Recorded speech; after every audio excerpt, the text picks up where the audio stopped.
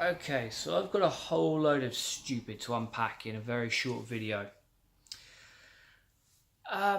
Just after the referendum, a lot of people were wondering about EU migrants because people have set up lives here. People have set up families. Their children go to school. This is where their friends are.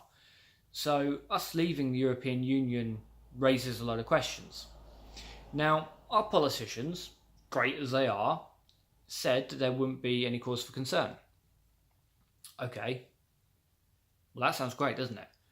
But then they kept changing their mind, leading to a ton of uncertainty, meaning that EU migrants did leave. I mean, the leader of Poland recently came out saying, look, we're getting ready to reboom our industry. We're going to need our Polish people back. We want you back. We have work. So it's not exactly like they've got nowhere to go. But now, this article written by The Telegraph, written by Stephen Swinford, I'll link it down below, says that EU migrants will have to earn £30,000 before coming to Britain. That is possibly one of the most damaging things to the UK in regards to immigration. Because nurses, not on 30,000. People in social care, myself, not on 30,000. Nowhere near 30,000. Factory work, farm work, agriculture, that's the word. Again, not on 30,000 a year. So I'm going to read a little bit to this article, and I'm going to give my thoughts after. EU migrants will have to earn at least 30,000 a year before they are allowed to come to Britain after Brexit, under a crackdown due to be announced next week. Under the plans, skilled migrants will be required to have a job offer and hit the minimum salary threshold before they are allowed to come to the UK on a 5-year-long visa. Just 5 years. Low skilled migrants will be able to come to the UK on a 1-year visa on a temporary basis as long as they have jobs. Once their visa expires, they will be required to leave the country and unable to apply to return until a cooling off period of a year has passed. Okay. Again, link to the full article will be down below. The reason why this is so unbelievably stupid is because the NHS has a strong backbone of EU migrants, and we need that constantly coming in. I have neighbours who haven't been in this country for 5 years, yet the dad works in the hospital. He's now getting turfed out the country because he would not have been here for 5 years when it comes to leaving the European Union.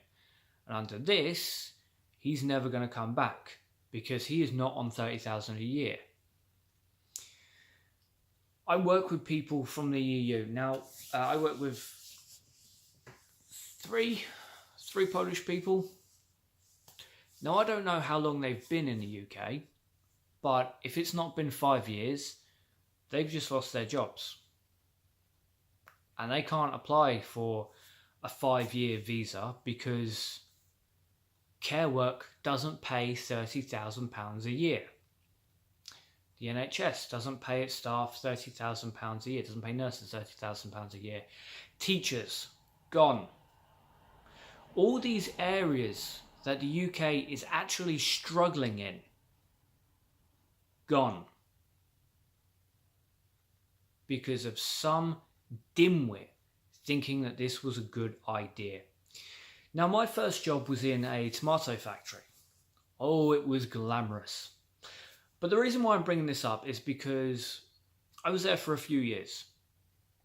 Every summer, I'd see more or less the same faces. These guys would come over, they'd work their entire summers, they'd work 6-7 days a week. And they'd smash that out and then they'd go back home. 6-7 days a week. we're getting taxes because they're earning money, and obviously you earn money, you have to pay tax. Under this rule, they could come in for 1 year. The second year, they wouldn't be allowed back. Why the hell would anyone pick to come to the United Kingdom over, say, France or Germany? Because they're not going to have this. Visas by themselves aren't free, so they're going to have to pay more just to come here in the first place. And for what jobs exactly? They won't be able to get a job in social care because it doesn't pay that much. They won't be able to get a job in teaching because it doesn't pay that much. Won't be able to get a job in the NHS. Doesn't pay that much. Job in factories, gone because they don't pay that much.